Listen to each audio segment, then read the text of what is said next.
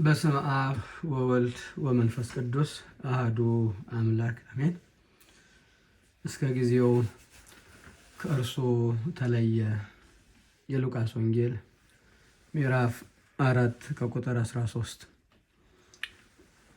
በዓለም ሁሉ የምትገኙ የቅድስት ኦርቶዶክሳዊት ተዋሕዶ ቤተክርስቲያን ምእመናን በሙሉ ሰላም እግዚአብሔር ለሁላችን ይሁን። በያላችሁበት ቦታ እንደምን ከርማችኋል? ምሕረቱ የማያልቅ እግዚአብሔር በሰላም ጠብቆ ጾማችንን በሰላም አስጀምሮ ያለፉትን ሳምንታት ሁሉ አስፈጽሞ ለዚህ ለመጨረሻው ሳምንት ያደረሰን የቅዱሳን አባት የቅዱሳን አምላክ እግዚአብሔር ይክበር ይመስገን።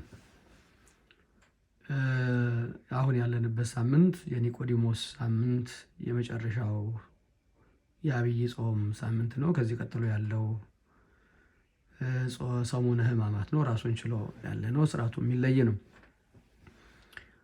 ቅዱሳን ወንጌላውያን ጌታችን መድኃኒታችን ኢየሱስ ክርስቶስ ከተጠመቀ በኋላ ልዋል ልደር ሳይል ወደ ገዳም ሄዶ የጾመውን ጾሙንም ከጾም በኋላ በፈጸመበት ሰዓት ፈታኝ ቀርቦ እንደፈተነው ሲናገሩ አባታችን ቅዱስ ሉቃስ በጻፈው ወንጌል ምዕራፍ 4 ቁጥር 13 ላይ በዲያብሎስ ከተፈተነ በኋላ መጨረሻ ላይ የነበረውን ነገር ሲናገር እንዲህ ያለው እስከ ጊዜው ከሱ ተለየ ነው ያለው። ጌታችን መድኃኒታችን ክርስቶስ በጾመበት ሰዓት ቅዱሳን መጻሕፍት እንደሚነግሩን ወደ በረሃ ሄዶ ከቆመበት ሳያርፍ እጁን ከዘረጋበት ሳያጥፍ ለዓይኑ ሽልብታን ሳይሰጥ እንቅልፍ ሳይፈልግ እንደ ምሰሶ እንደ አምድ ተተክሎ ጾምን ስርዓት ይሰራልን ዘንድ በመብል ወደ ዓለም የመጣውን ኃጢአት በደል በጾም ሊሽርልን ሊክስልን ስለፈለገ በታላቅ ተጋድሎ ሲጾም እንደነበረ መጻሕፍቱ ይነግሩናል። የጾሙ ጊዜ በተፈጸመበት ዕለት በጾሙ ፍጻሜ ሰይጣን ቀርቦ ጌታችን ማምላካችን መድኃኒታችን ኢየሱስ ክርስቶስን በሶስት ታላላቅ ኃጢአቶች ሶስቱ አርእስተ ኃጣውእ በሚባሉ ሰውን ሁሉ ድል በሚነሳበት ዲያብሎስ ሰውን ሁሉ ከእግዚአብሔር በሚለይበት ሰውን ሁሉ ግብረ አበሩ ሰውን ሁሉ ልጁ ደቀ መዝሙሩ በሚያደርግበት ታላላቅ ሶስት የኃጢአት ራሶች ጌታችን መድኃኒታችን ክርስቶስን ፈትኖታል። በስስት፣ በፍቅረ ነዋይ፣ በትዕቢት በእነኚህ ጌታችን አምላካችን መድኃኒታችን ክርስቶስን ፈትኖታል። የመጀመሪያው ስስት ድንጋዩን ዳቦ አድርገህ አንተ ምን የምንብላ ተርበሃልና የሚል ነበር። ለዚህ የጌታችን የመድኃኒታችን ክርስቶስን መራብ አይቶ ለቀረበው ፈተና የጌታ መልሶ ሰው በእንጀራ ብቻ አይኖርም ከእግዚአብሔር አፍ በሚወጣው ቃል እንጂ በማለት ፈተናውን በቃለ እግዚአብሔር ነስቶታል። የሚቀጥለውንም በትዕቢት ወደ ካህናቱን ሊቃውንቱን ድል ይነሳበት ወደ ነበረው ወደ ቤተ መቅደስ ወደ ምኩራብ አውጥቶ ከብሉይ ኪዳን ከዘጠናኛው መዝሙር 90 ላይ የተጻፈውን ቃል እግዚአብሔር በመጥቀስ መላእክቱን ስላንተ ይልካቸዋል፣ እግሮችን በድንጋይ እንዳትሰናከል በክንፎች ጋርዶሃል ተብሎ የተጻፈው ላንተ ከሆነስ ከዚህ ከሰገነት ላይ ራስን ምር ብለህ ወርውር ብሎ የትዕቢት ጥያቄ ጠይቆት ነበር። ጌታችን ጌታ አምላክን አትፈታተነው ተብሏል ብሎ ድል ነስቶታል። እስከ መጨረሻ በገንዘብ የማይሸነፍ በፍቅረ ነዋይ የማይሸነፍ ሰው የለምና ወደ ትልቅ ተራራ አውጥቶ የዓለምን ሀብት ሳሩን ቅጠሉን የሚታየውን ነገር ድንጋዩን በምትሃት ወርቅ አስመስሎ ይህ ሁሉ የዓለም ክብር ነውና ወድቀህ ብትሰግድልኝ ይህን ሁሉ እሰጥሃለሁ የሚል ጥያቄ አቅርቦለት ነበረ። ለስም አጠራሩ ክብር ምስጋና ይሁንና ጌታችን አምላካችን መድኃኒታችን ክርስቶስ ለጌታ ለእግዚአብሔር አምላክ ስገድ ተብሏል፣ እሱም ብቻ አምልክ ተብሏል፣ ወግድ ሰይጣን ከኔ ብሎ ድል ነስቶታል። እንግዲህ እነዚህን የሰው ልጆች ሁሉ ሲሸነፉባቸው የነበሩ ድል ሲነሱባቸው የነበሩ የኃጢአት ገመዶችን የኃጢአት ራሶችን ጌታችን ድል ከነሳልን በኋላ ድል የተነሳው ሰይጣን ከእሱ የተለየበትን ሁኔታ ቅዱስ ሉቃስ ሲነግረን እስከ ጊዜው ከእሱ ተለየ ይላል። ፈጽሞ ተስፋ ቆርጦ ከአሁን በኋላ አልመለስም ብሎ አይደለም። በገዳመ ቆሮንቶስ ዲያብሎስ ከጌታችን ከመድኃኒታችን ክርስቶስ የተለየው እስከ ጊዜው ነው የተለየው። አባቶቻችን ስለ ሰይጣን ሲናገሩ ሰይጣንና ውሻ አንድ ነው ይላሉ። ወደ ቤት የገባ ውሻ ውጣ ሲሉት ይወጣል፣ ነገር ግን ደቂቃ ሳይሞላ ደግሞ ይመለሳል። ውጣ መባሉን ይረሳል። ዲያብሎስም እንደዚሁ ነው፣ ተስፋ አይቆርጥም፣ ይመላለሳል።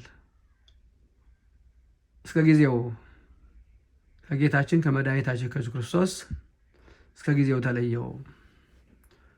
በአይሁድ ልቡና አድሮ መጽሐፍት በፈሪሳውያን ልቡና አድሮ ጌታችን እስኪያሰቅለው ድረስ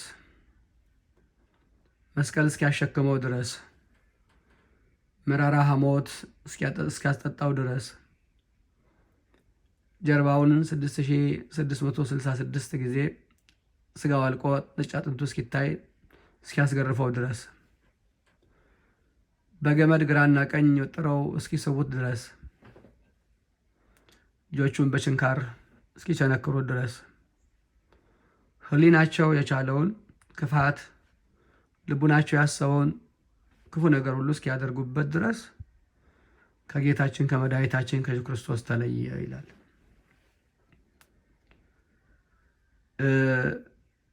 ብፁዕ ወቅዱስ አቡነ ሽኖዳ የሰይጣን ፈተናዎች በሚሉ መጽሐፋቸው ላይ ስለ ሰይጣን ሲናገሩ ሰይጣን የማያባራ ተዋጊ ነው፣ ተስፋ የማይቆርጥ ተዋጊ ነው። ጌታችን መድኃኒታችን ክርስቶስን ከልደቱ ጀምሮ በአይሁድ ከዛም በሄሮድስ አድሮ አሳዶታል። በመዋዕለ ሥጋዌው ጌታችን በሚያስተምርበትም ዘመን በአይሁድ ልቡና አድሮ በጉባኤ ሁሉ የተገኙ አይሁድ ሲፈታተኑ ኖረዋል። ወደ ገዳመ ቆሮንቶስ ሄዶ በጸለየበትም ሰዓት በእነዚህ የሶስት ታላላቅ ኃጢአቶች ፈትኖታል። እስከ መጨረሻም የዓለም ድነት እንዲሆን የእግዚአብሔር ፈቃዱ ስለሆነ በአይሁድ ልቡና አድሮ ጌታችን መድኃኒታችን ክርስቶስን ፈትኖታል። እስከ መስቀል ሞት ድረስ አድርሶታል። ፈቃዱ የእግዚአብሔር ቢሆንም ይሄ በምናይበት ሰዓት የቅዱስ ሉቃስ ቃል ትልቅ ነገር እንድናስተውል ያደርገናል። እስከ ጊዜው ተለየው። ጌታችን ወደ ገዳም በሄደበት ሰዓት ሰይጣን ከመጀመሪያው አይደለም የቀረው፣ በስተመጨረሻ ላይ የመጣው ይፈትነው ዘንድ። ጾም የያዘውን ጌታ ሱባኤ የያዘውን መድኃኔዓለምን ሰይጣን ሊፈትነው የቀረበው ጾሙ ፍጻሜ ላይ ነው። የጾሙ ፍጻሜ በቀረበበት ሰዓት በጌታ ጾም በእሱ የምናምን ልጆቹ ክብር የምናገኝበት ሰዓት፣ ፍጹም ካሳ የምናገኝበት ሰዓት በደረሰበት ጊዜ ወደ ጌታ ቀረበው፣ ፈተነው። እዚህ ውስጥ የምንማረው ነገር አለ። ሰይጣን ሁል ጊዜ በጎ ስራ ስንሰራ ይልቁንም በስራችን ፍጻሜ ላይ ፈተና ያመጣብናል። ጾመን ጾማችን ልንፈታ በምንልበት ሰዓት፣ ተምረን ወደ ውጤት በምንደርስበት ሰዓት፣ በስተመጨረሻ ላይ ክብር የምናገኝበት እግዚአብሔር እኛን በጸጋ የሚጎበኝበት ከውድቀታችን የምንነሳበት እንባችን የሚታበስበት ሐዘናችን የሚወገድበት ችግራችን የሚፈታበት ሰዓት፣ መጨረሻው ሰዓት ላይ ጾመን ጸለየን ሰግደን ተምረን ተጋድሎን ሁሉ አድርገን ከሰማይ ከአባታችን ከእግዚአብሔር የተዘጋጀልን ስጦታ ጸጋ እኛን ሊጎበኝ በቀረበበት ሰዓት ሴጣን ይፈትነናል። ሴጣን ብዙ ጊዜ በመንፈሳዊ ሕይወታችን ውስጥ የምንረሳው ነገር ይሄንን ነው። በጎ ስራ በሰራንበት ሰዓት በስተመጨረሻ ላይ ፈተና ይመጣል። እግዚአብሔርን ባገለገልንበት ሰዓት፣ ወገኖቻችንን እንባቸውን ባበስንበት ሰዓት፣ ሐዘናቸውን ችግራቸውን በተካፈልንበት ሰዓት፣ ከውድቀታቸው ባነሳናቸው ሰዓት፣ የሕመማቸው ተካፋዮች በሆንበት ሰዓት ከእግዚአብሔር ዘንድ ለእኛ የታሰበ ጸጋ ሊመጣ ሲል ፈታኝ ወደ እኛ ይቀርባል። ፈታኝ ወደ እሱ ቀረበ እንደተባለ ወደ እኛ ይቀርባል። ነገር ግን ከክርስቶስ መማር የሚገባን ነገር አለ። የመጣውን ፈተና ጌታችን በትዕግስት በቅዱሳን መጻሕፍት በእግዚአብሔር ቃል ድል ነስቶታል። እኛም ልናደርገው የሚገባን በምንጾምበት ሰዓት፣ በምንጸልይበት ሰዓት ፈተናው ድል ይነሳል። ሱባኤ በያዝንበት ሰዓት፣ ንስሐ በገባንበት ሰዓት፣ ሥጋ ወደሙ በተቀበልንበት ሰዓት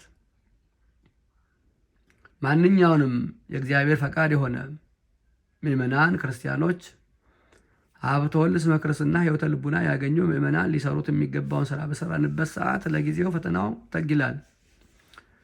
ነገር ግን ስራችንን፣ ግዳጃችንን፣ ተግባራችንን ፈጽመን ተዘልልን በተቀበልንበት ሰዓት ፈተናው ይመጣል። እስከ ጊዜው ከሱ ተለየ። ስለዚህ በጎ ስራ በያዝንበት ሰዓት በስተመጨረሻ ላይ ስራውን እየሰራን ባለንበት ሰዓት ለጊዜው ከኛ የተለየ መንፈስ ስራው በጨረስንበት ሰዓት ተዘልለን በተቀመጥንበት ሰዓት ወደኛ እንደሚመጣ ማሰብ ይገባል። በማቴዎስ ወንጌል ምዕራፍ 13 ላይ ጌታችን አምላካችን መድኃኒታችን ኢየሱስ ክርስቶስ በምሳሌ እንዳስተማረው ገበሬው በአዝመራው በማሳው በእርሻው ላይ አርሶ አለስልሶ ጥሩ ዘር ዘራ፣ የዘር ወቅት አለፈ ብለው ሰራተኞቹ ገበሬዎቹ ገብተው በተኙበት ሰዓት፣ እነሱ ተኝቶ በነበረበት ሰዓት ጠላት መጥቶ በመልካሙ የስንዴ ማሳ ላይ እንክርዳድ ዘራበት ነው የተባለው። እኛም እንደዚህ ነው። ወጥተን ወርደን አለስልሰን አዘጋጅተን ስጋችንን ለነፍሳችን አስገዝተን አሁንስ ወደ እግዚአብሔር ቀርበናል። አሁን ስጋችንን አሸንፈናል። አሁን ፈቃደ ስጋችን ለፈቃደ ነፍሳችን ተገዝቷል። አሁን ባህሪ ተዋህዶልናል፣ ተስማምቶልናል ባልንበት ሰዓት፣